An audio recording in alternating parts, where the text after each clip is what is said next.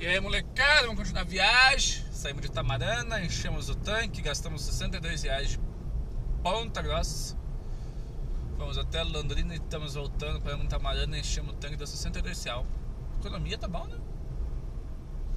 Deu pouquinho o carrinho do pai. Logo que R$62 vai ter em casa.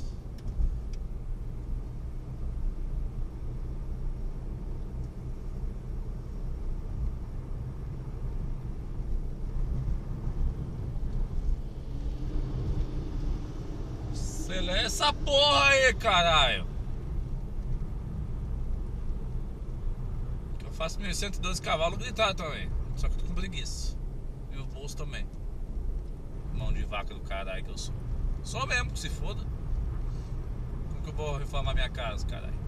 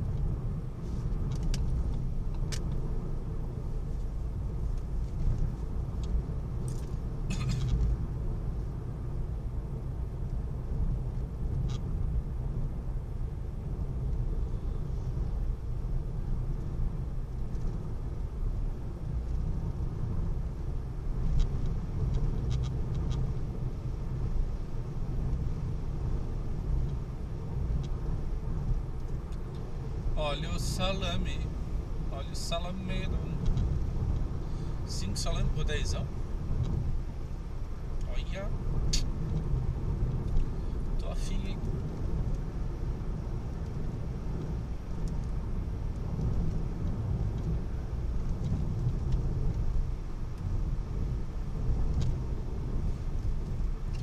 Tomei calda de cana montada.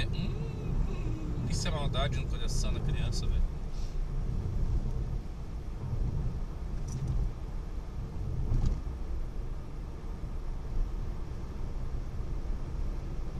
Tô sem pressa, velho. Tô nem aí, velho. Paramos onde que a gente quiser. Tomamos um caldo de cana, comemos salame.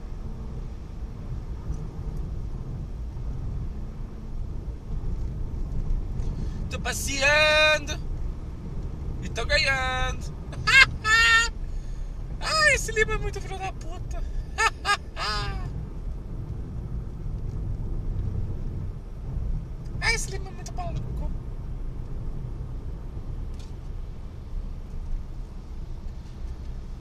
Cachaça mineira com pimenta. Olha, pimenta também. Eita lasqueira. Vamos parar aqui.